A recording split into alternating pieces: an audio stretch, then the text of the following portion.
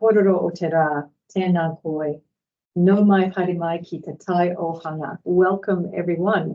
It's wonderful to see so many of you join us for today's Treasury guest lecture. My name is Caroline McLeish. I'm the Secretary of the Treasury, and I have the pleasure of introducing today's seminar and our speaker, Professor Dani Rodrik. Professor Rodrik, welcome. Thank you so much for joining us today. It's a real privilege to hear from you. This seminar is part of a series in our current theme, Productivity in a Changing World. We chose this theme a year ago as a focus for our guest lectures. Productivity is, of course, a key long-run driver of our economic performance and living standards. And as the Treasury highlighted in a paper we published last week, the world has been experiencing a productivity slowdown, and New Zealand is not exempt from this. Not only has our productivity been slowing down, our productivity performance overall is weak relative to countries that we'd like to compare ourselves to.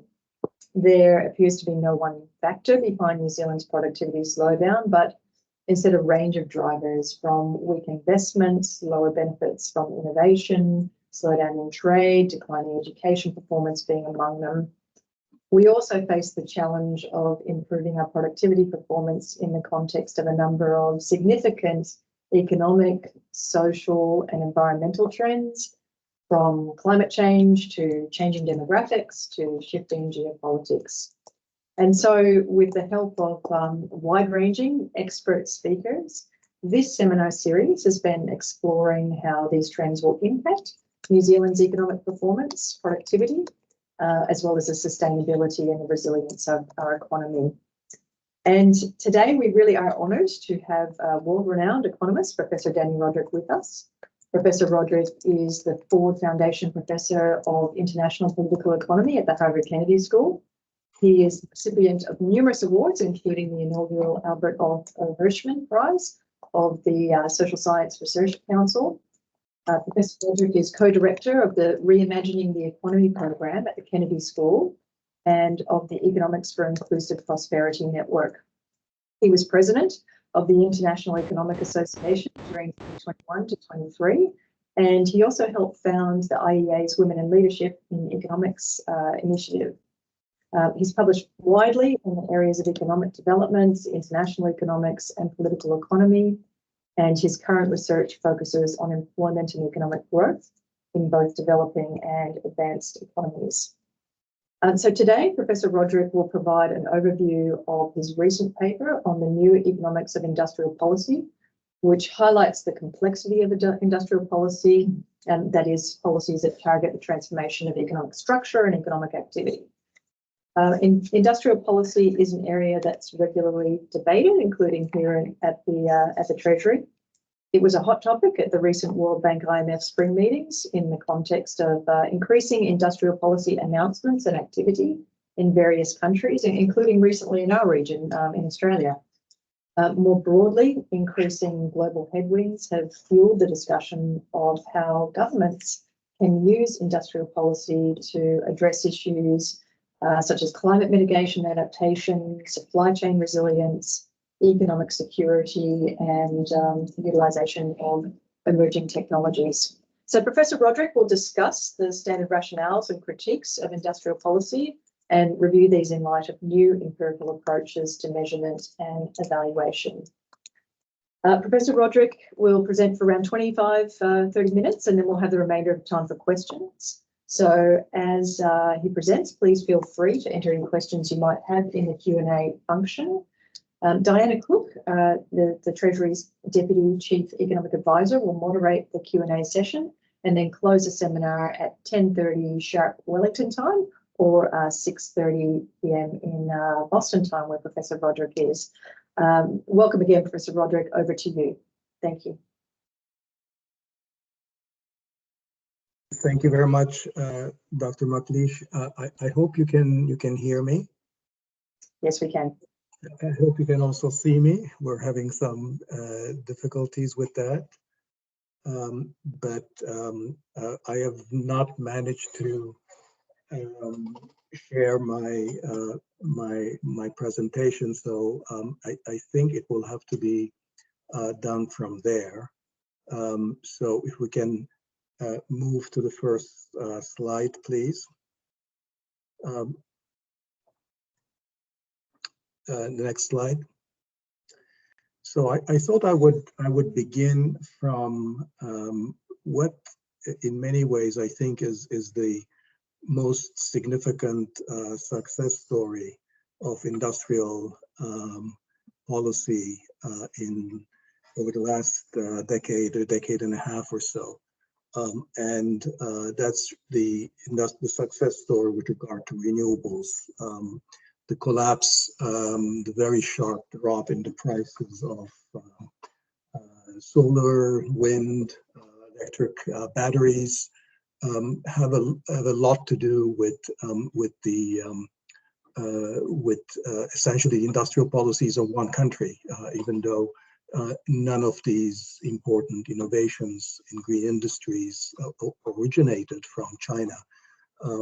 From around 2010, China made a very determined effort to subsidize and engage in a whole variety of government supports for these industries, with the result that we had in this industry a kind of a virtuous cycle of government supports leading to investment and capacity increase, and then sort of with firms in China traveling down the learning curve, which in turn reduced costs, prices, and increased demand, and then you could sort of keep increasing the cycle all over.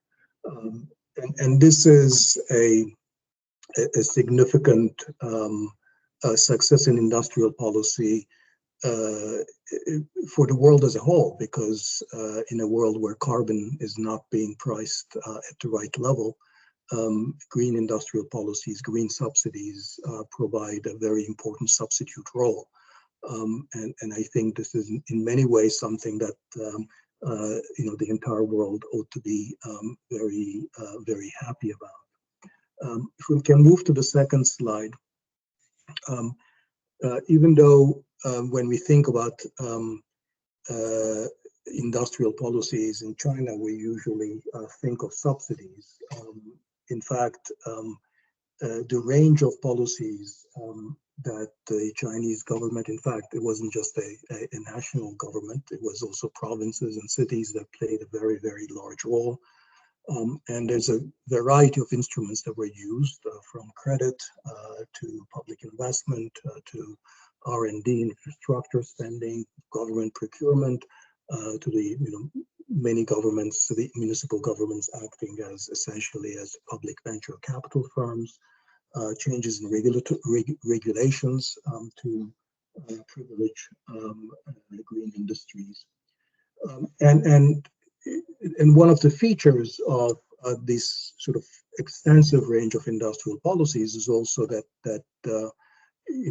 against the background of our usual thinking of industrial policies, a kind of a very top-down, picking winners and ex ante selection of activities, kind of presentation of industrial policy, which most Western economists think of when they mention industrial policy. The actual process of industrial policy in China, and in fact in most successful countries as well, has been much more collaborative with private firms, not arm's length, but collaborative, with lots of iteration, lots of revision of policies over time, stepping in to change policies when they're not working, in consolidating the industry when they seem to be overextended. So there was with a significant role of revision and flexibility in implementation.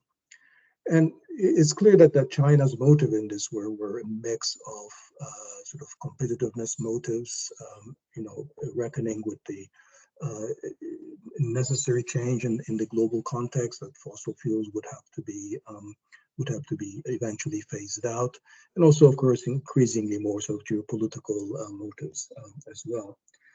I'm not going to say much about sort of the kind of trade tensions that these policies have caused over time in solar and wind, but of course increasingly now in electric vehicles and batteries, and many of the trade tensions that are the result of these industrial policies. and if there are questions about that in the Q&A, we can discuss them. I'll just mention the IRA, of course, in the United States, and I call the IRA as a kind of the U.S. Essentially trying to replicate the Chinese green industrial policies. So it's really the U.S. version of what China did. Next slide, please. So let me now step back from green industrial policies and talk a little bit more broadly about industrial policy and how economists tend to think about industrial policy and how some of our views have changed over time. But first, I think it's useful to recognize that even though we might think that industrial policy is something that has come back into fashion only recently, in economic thought, there has always been a kind of a two parallel lines of thinking on the desirability of industrial policy. Sort of the kind of view that has been much more fashionable among professional economists in recent decades, of course, is the one that we associate with Adam Smith and David Ricardo, emphasizing the role of markets and the role of comparative advantage, de-emphasizing the role of government intervention to alter the structure of the economy. But against that background, in a lot of, there's a contending, there's a parallel intellectual tradition, which goes all the way back, of course, to Alexander Hamilton, when the United States was a young republic, also represented in the views of the German-born economist Friedrich List, which always has been very popular in countries that are not at the frontier, not at the technological frontier. And the idea is that in countries that are actually not at the frontier may benefit from government intervention, government supports to catch up with countries that are technologically more advanced, and you cannot rely, as well, markets might be very good to allocate resources in a kind of a static sense. They're not necessarily very good at motivating and incentivizing longer term dynamic changes in structural in the structure of the economy. It is also the case that the actual practice of industrial policy always existed, even in the advanced countries of the world. We think of the period since the 1980s as a period when industrial policy, having gone out of intellectual fashion, was also not being practiced. But that is not the case. Reagan, during the 1980s, engaged in protection of key industries like steel and autos and motorcycles. Margaret Thatcher went to Japan begging Japanese auto companies to invest in the UK, and even Pinochet in Chile, who is the high point of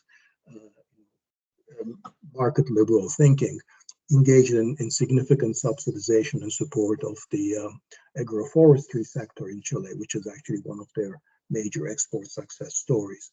So in practice, the industrial policy really never disappeared, and the difference today is that it is being done in a very self-conscious fashion, that countries are happy to say that they're doing industrial policy.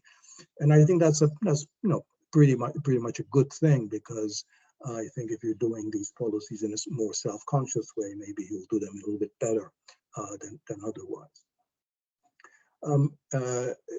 Industrial policy, I think, is currently being undertaken on pursuit of lots of different objectives, and I think even though I'm not going to be able to get much into these different domains, I started out with the green industrial policies, but obviously, sort of on innovation, fostering either industrialization or reindustrialization, have always been behind industrial policies.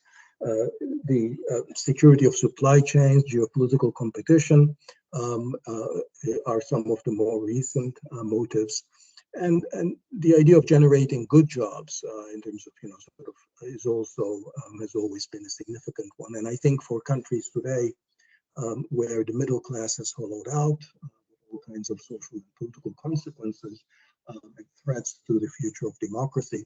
I think thinking about industrial policy is a way of increasing good, productive middle class jobs, as a way of restoring the middle class, is also a potentially significant factor driving industrial policy. I will just say that I think it's important to keep these various objectives in mind, and it's also dangerous to think that any particular form of industrial policy can hit all these targets simultaneously.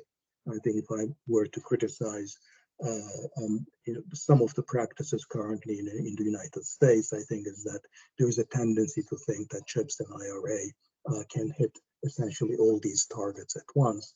And I fear that that's not going to be possible. Next slide, please. So I might as well, having talked already quite a bit, might as well define what industrial policy is. And I think my definition would be that government policies that explicitly target the transformation of the structure of economic activity in pursuit of some public goal. That is, there has to be an explicit objective of transforming the structure of economic activity, whether it's investment, innovation, employment, output, in pursuit of some public goal. And this public goal could be any one of those in the previous slide. What's implicit in the conduct of industrial policy, although policymakers won't ever say it out loud, is that if some activities are being favored, others' activities are necessarily disfavored. So there is an element of choice in terms of where the resources go. And the resources could be financial resources in the form of subsidies, but it could also be in the form of government attention. A lot of, as I'll mention later, a lot of good industrial policy is really sort of, talking to private sector stakeholders and understanding what the problems are and working jointly to alleviate those constraints. That occupies government bandwidth and is as valuable a resource as fiscal resources or credit might be. So in that sense, there are choices that are being made. But at this point, let me just note in passing again that sort of the policy instruments could be quite diverse, and that's something I've already noted in the context of China's industrial policies. But it's not simply tariffs and subsidies, but also government efforts to coordinate investments, to change regulations, to provide specific public inputs for specific types of infrastructure, engage in customized training and so forth. It's sort of this wide range of possible interventions. Again, I might come back to in a second. Next slide, please. So I think there's no shortage of good economic rationales for industrial policy. I mean, there are sort of three broad categories that I'll just note very quickly. One has to do with externalities, that some sectors create externalities and might deserve support. And those externalities could be quite broad. Of course, they could be climate externalities, it could be technological externalities, or they could be what I would call good jobs externalities. And we know that when middle class jobs disappear in local communities, the effects are felt by the social fabric as a whole. And you might want to think about subsidizing good middle class jobs or engaging in activities, governments engaging in activities to shore up good jobs as being part of that objective as well. Second category are sort of coordination failures, when there are scale economies upstream or downstream or across complementary activities, that there's a role for government bringing together various investors, various firms together to coordinate their activities, whether it's on investments or it's on standards or it's on training. That would be a kind of a second large category. A third category is what I've called here missing public inputs. Now, we usually think about public inputs and public goods like infrastructure or education as not being industrial policy because we think of them as being horizontal rather than vertical policies, that in other words, serving the needs of particular firms or sectors. But a lot of these public inputs are actually very specific to the needs of sectors or to needs of particular firms. So education as a whole might be a public good that's horizontal, but when we're talking about workforce development in IT or workforce development for advanced manufacturing or investing in training for physicians' aides. Those are very specific forms of vocational training that one has to think in collaboration with firms. And there it really slides into sort of the conduct of, sort of providing these inputs that are critical to a collection of firms that might be underprovided in the absence of government action. So this might be a particular type of infrastructure, a road that goes to or an airport for a particular cluster, specialized workforce skills, and sector-specific regulations or administrative frameworks, which is of course very critical in the case of certain green industries in particular. Next slide, please. So the real debate among economists on sort of whether industrial policy, how do we think about industrial policy, has never been really about whether those rationales have merit or not. I think economists pretty much not only understand that those rationales exist, they've been going around sort of documenting their presence for a very long time. So in our debates, in the debates among professional economists, I think the negative reputation of industrial policy has really been due to practical arguments about industrial policy. And there are two such practical objections to industrial policy. One is an argument about inadequate information. The other is an argument about politics, political capture. The informational argument is that governments, don't have adequate information, therefore they're going to be making consistently mistakes, and they can never figure out, what the specific, where the market failures are, where the coordination needs to be provided, or, what type of customized public inputs they need to provide, and therefore they'll mess things up, even if they're well-intentioned. The second argument is that they're not well-intentioned, that they'll be politically captured by vested interests, and therefore they'll make, sort of decisions that are benefiting certain firms rather than benefiting the economy as a whole in pursuit of fixing those, addressing those rationales from the previous slide. So in practice, the debates among professional economists on the merits of industrial policy has been largely really about sort of, knee-jerk judgments really about the practical significance of these obstacles, with one group saying, look, the governments can never get these things right, another group saying, but look at East Asia, they did it, and so forth, and back and forth. Now, next slide, please. There has been significant empirical work on industrial policy, and one might have wished that empirical work would have resolved this question. But I think that's a hopeless task. I think there was several issues. One is that the early work on industrial policy through the 1990s was methodologically really flawed, was highly sort of really correlational studies that looked at the extent of intervention in certain sectors and the extent of some measure of performance, TFP or something else, looking at those correlations and saying whether the correlation is positive or negative, or on the basis of very informal case studies where you could always find one case study that sort of confirms your priors. And that literature wasn't really very satisfactory, didn't really convince anybody. Now we've had a more recent wave of empirical studies in the last couple of decades, which are much more careful about attributing, sort of about causal inference and attributing outcomes to policy interventions in particular. And I would say that on the whole, this more recent literature leaves us with a much more positive take on the effectiveness of industrial policy, in the sense that we now have more than a dozen studies from a variety of settings that show that government interventions in the form of subsidies of various kinds, whether it's sort of regional policies or investment subsidies or policies towards innovation in particular sectors, or historical experiences where, through some historical accident, certain sectors have to go through a period of infant industry promotion and so forth, where these have had long-term effects on the structure of the economy.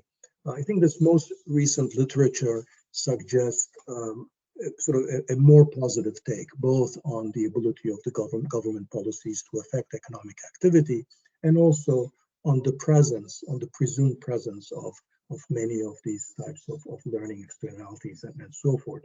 But I would say that again, we need to be quite cautious about how much we can learn about the general case for industrial policy from studies that are very, very specific to individual locales. So there's one issue of whether we can generalize or not. There's a second issue that's sort of a deeper methodological issue, which is that many of these studies, the way that they attribute causation or can generate causal inference is by essentially identifying some exogenous variation, whether it's a historical accident or some instrumental variable to look at the relationship between some exogenous component of industrial policy and outcomes. And when you really think about it, that's really not what the debate has been. The debate is not whether some exogenous or random sprinkling of industrial policy will produce an outcome or not. It's whether actually governments consciously doing this, whether for good or bad reasons, will actually produce outcomes of one kind or another. So, again, it's a question that we may want to come back to, but the basic, and this literature is discussed at much greater length in the paper that I co-authored with Nathan Lane and Erika Juhasz that was mentioned in the introduction. So I won't say much more about that. Next slide, please. So I think where we are now is that we're probably having a much better debate now, a much more useful debate, not on whether government should be doing industrial policy, but really what form industrial policy should take, and what do we learn from the actual experience on what are some of the high-level takes on industrial policy that works.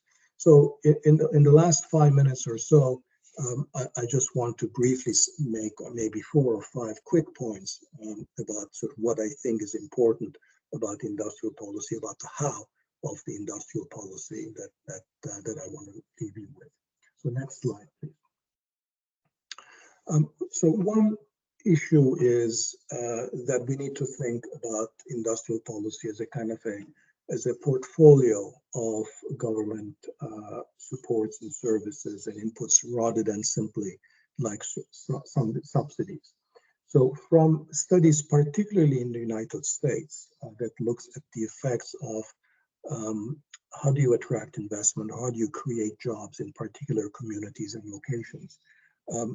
Tim Bartik especially has emphasized, and I think it's quite consistent with also sort of more anecdotal evidence elsewhere, that subsidies, even when they work, are not necessarily the most effective way of achieving those goals in terms of redirecting investment, attracting investment, or creating jobs, or even really with respect to sort of innovation. If you look at the DARPA or ARPA process in the United States, that often customize public inputs, whether they take the form of coordination of workforce development or management training or access to particular technology or provision of greenfields or the provision of regulatory assistance, specific types of financing when needed.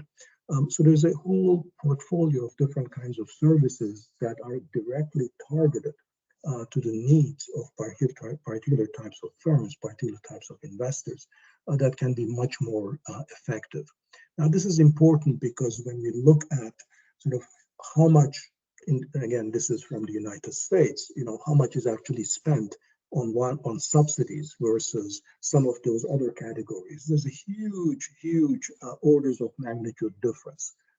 That subsidies for annual subsidies in the United States to firms are of the order of $50–60 billion a year, whereas this is before chips, by the way, and IRA.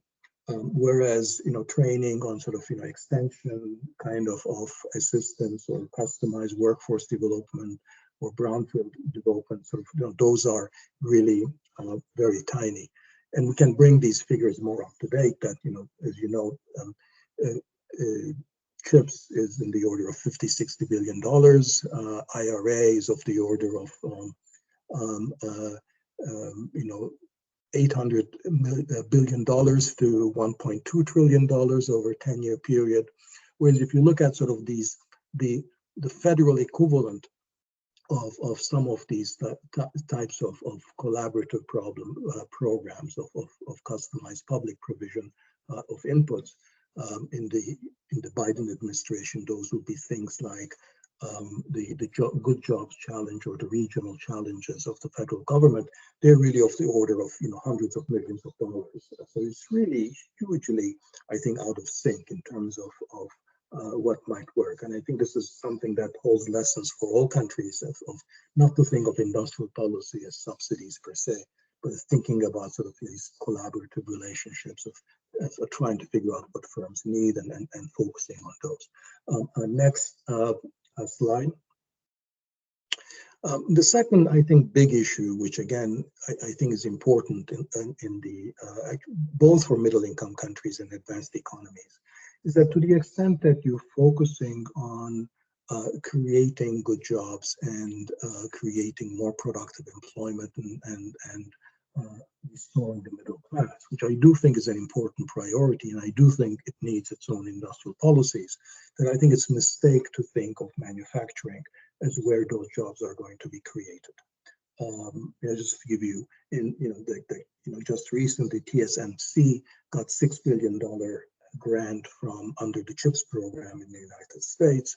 TSMC in Arizona is building 3 fab facilities for a total of $65 billion. It's going to create 6,000 jobs, which is basically $10 million per job. So I think it's a mistake for the U.S. administration or any government to focus on manufacturing as where the jobs are going to be, and that's so I've written on sort of what a good job, what a industrial policy for good jobs might look like, and it'll be mostly in services, care services, IT, retail, and so forth, and that's going to be a very different types of policy. Next slide, please. Yeah, I'll skip this one. A third area where I think that we're paying too little attention to is with respect to how we can reorient technological change in a more labor-friendly direction. So I think we understand that that innovation can be directed towards strategic industries, towards defense industries or defense-related industries. That, of course, was the rationale for DARPA, which is actually and then set off its own sort of ARPA type agencies. We've now recently also, of course, understand that technology can be directed towards green industries, renewables, and so forth. I think an area where we haven't put enough focus on is thinking about innovation that can be particularly helpful to workers that are not necessarily university educated. So the question here is, what kind of technologies could assist workers with less than college education to enhance their skills and to enhance the range of tasks that they can perform? So these would be technologies that are complementary to their skills rather than technologies like automation that would actually replace these workers. And I think this is an area where there is potentially quite important work to be done. Next slide, please.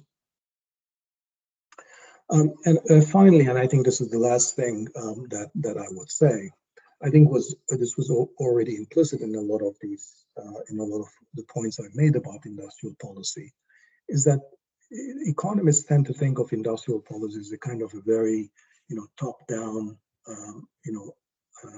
relationship between a government and firms, and in the best of circumstances, really the government holds firms at arm's length, simply selects ex ante a set of sectors and then selects ex ante a certain range of incentives, fiscal incentives, and that's the industrial policy. In reality, the kind of industrial policy that has been the most successful is really much less of this picking winners and then sticking with them kind of a policy, but much more a policy that's sort of iterative and is based on a process of strategic collaboration. And these could range all the way from a model of round tables, as in Peru. There's sort of the series of round tables that the government set up with industry representatives in a lot of areas, just basically sitting around saying, okay, what are the productivity bottlenecks this sector is facing, and what is it that the government, can do? And let's sort of set some goals, let's set some timelines and see what we can do. To models where the state or its agencies are actually acting like venture capital firms, which has been quite common in China. We're actually investing and taking equity stake in a lot of new firms, with the understanding that not all of these will be eventually successful, but that the few that are will pay off. So these relationships are very different from this top-down arm's length model of industrial policy. Requires much greater engagement with the private sector, requires monitoring and evaluation and learning where things are going wrong. And rather than sort of having the standard of picking winners, it's a much less demanding standard that you have the ability to let losers go. So that if you figure out that some investments or some relationships aren't working out, that you cut your losses and you move somewhere else. And that's much more important than simply insisting that good industrial policy has to be able to consistently pick winners, which is not a reasonable standard, nor really required for successful industrial policy. And these principles that I've highlighted on this slide might sound like pie in the sky, but the fact is that they actually do exist. I just gave you a couple of examples. It's also the model under which that ARPA operates, the whole innovation system in the United States, sort of publicly supported. It also exists in those successful local economic development agencies at a very local level. So these practices already exist. And I think while each country or locality has their own peculiarities, and I think all of these have to be adjusted to context, some version of these principles, I think, are always behind regimes of successful industrial policy. So with that, let me just stop.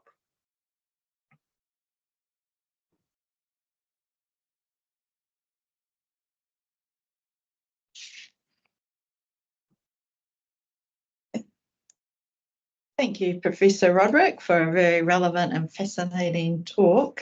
Kia ora tātou, ko Diana Cook aho. I am Diana Cook, Deputy Chief Economic Advisor at the Treasury. As Caroline mentioned, I'll facilitate the questions and the remainder of the seminar. Thank you again so much, Professor. There are so many important insights in your presentation. One of the important ones that I took away was thinking about industrial policy across the mix of policy settings that impact on the structure of the economy. It's not just about subsidies, but about a range of public inputs. And as you also discussed, these settings or public inputs are never really going to be completely neutral. So perhaps that idea of a level playing field is really a myth. Which suggests that at the very least, it's important that we understand how these policy settings are influencing the structure of the economy and whether they can better support the transitions that our economy needs to make. So thank you so much for such an insightful presentation. We have some interesting questions in the Q&A that we've got about 15 minutes for questions, so we'll get through as many as we can within that time. So you happy, Professor, if we start with questions? Yes, please. Great. We have one on green industrial policy. So one of the things you talked about was using green industrial policy as a second best solution where because there's no global carbon price. How does the role that industrial policy should play differ between countries where there is a carbon price, like New Zealand, the UK, the UA and Canada, compared to countries that don't have one? A fully functioning price like the US and Australia? Yeah, great question. I mean, I think, current countries that don't have probably, and can't engineer one, can't engineer a carbon price since it's more emission trading system, probably need green industrial policy the most. But I would say that there are probably no countries or regions I can think of where carbon is currently priced at what would be considered its true social cost. So I don't know what the carbon price, I should have checked. I don't know what it is in New Zealand, but I wouldn't be surprised. I mean, I think in Europe is about $50-60 a ton right now. China's now is about 10 or is, because they started recently having one as well. But and the EPA's estimate is about around $200 right now, and so we're, I think, quite far from, even in cases where we do have a carbon price, from what would be an optimal one. So my guess is that there is room for green industrial policy even in countries that do have ETS. I would add something else, which I think is an important point, that we want to think about green industrial policy not simply as a second best instrument while we don't have carbon pricing. It's also a useful policy to get us to carbon pricing. So I think, the way to think about it is, carbon pricing is the stick, and industrial policy is the carrot. So, you start with the carrot, you provide some wins, and then you will get, more allies on your side, and you'll actually have, it's more likely that you can get some carbon pricing or more severe restrictions on carbon emissions than you would be able to get otherwise. So it's also, there's a political logic to green industrial policy that goes beyond the second best economic logic. Thank you. It's an interesting insight around some of the political economy challenges. And let me give you an example of this. Actually, it just recently took place. I mean, last week the EPA announced some relatively strict as it could be, restrictions on carbon fired on coal-fired power plants, which basically tell them that they either have to shut down in about around 10 years, or they have to abate 90% of their emissions. Now, what makes this politically feasible for the EPA to be able to do that, to act so aggressively on emissions for coal plants, is that the IRA actually 2 years ago significantly raised the subsidies on CCS and on carbon capture, so that it's now much cheaper for these power plants to abate through CCS, thanks to these thanks to the pre-existing subsidies. So it's really essentially taking opposition away.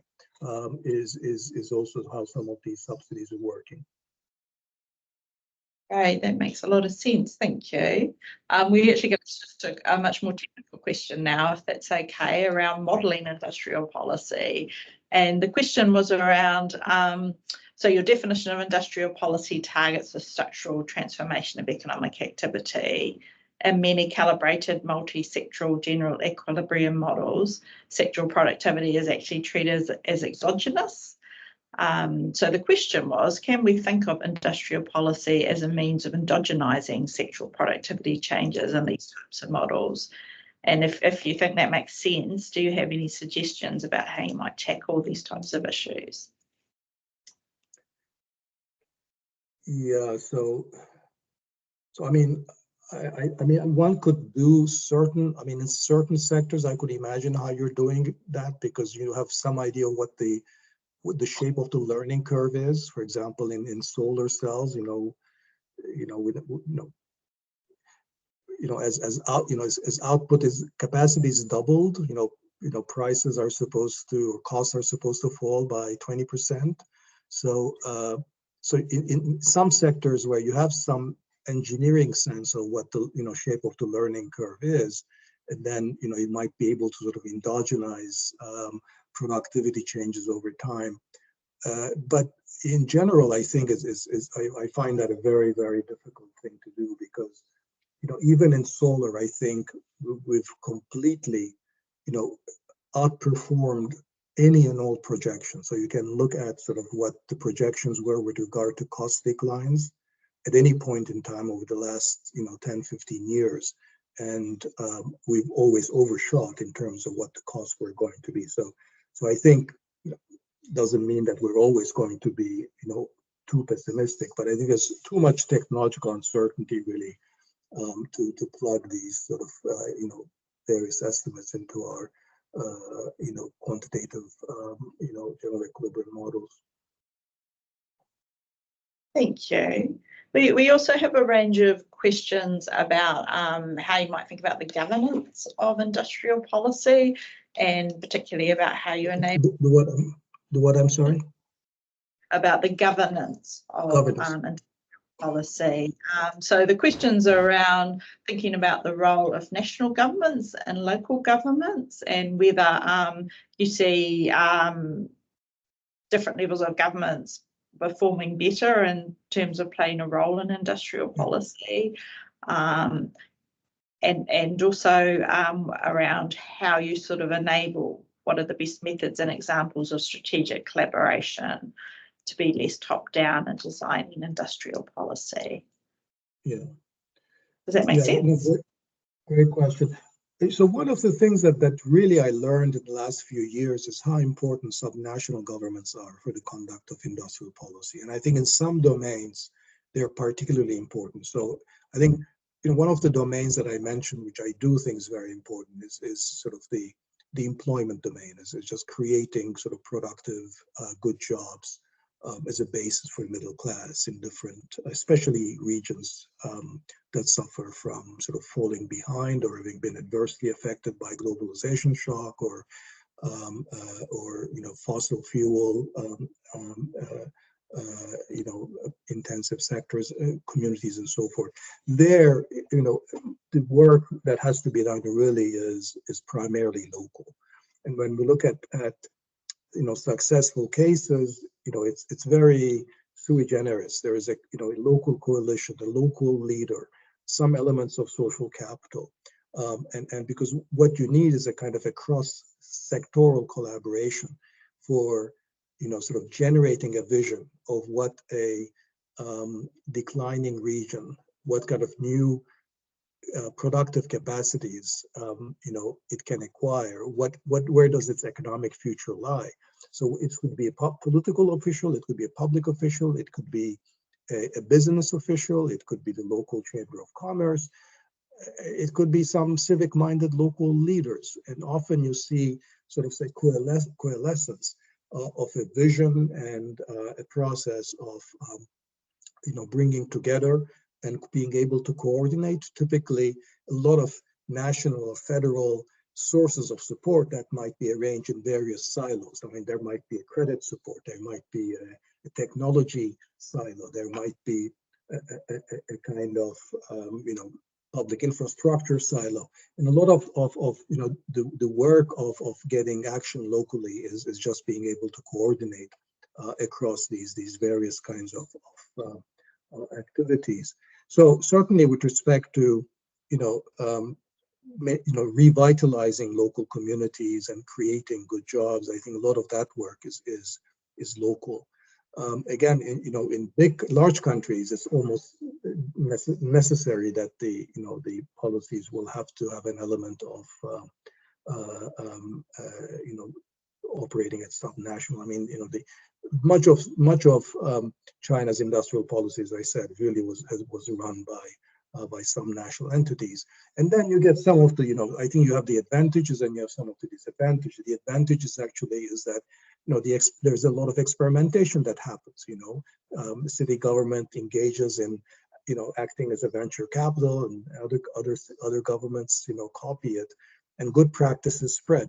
But you can also get, something that we know is endemic a little bit to the Chinese system, which you can get, too much competition. And you can get excess subsidization locally and excess capacity. Now, typically, I think the Chinese government, so where the role of them, the national government comes in, is it, to first, provide the kind of a stage where these experimentation results are publicized and becomes sort of an information sharing platform. Providing that is important.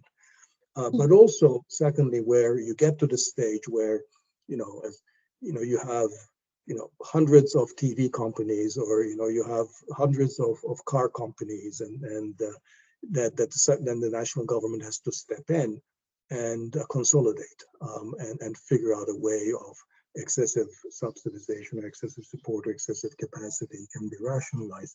Again, China has occasionally done that. In fact, periodically has stepped in to consolidate overextended domestic industries. I know it doesn't feel that way in electrical vehicles and batteries these days, but it's been part of their DNA.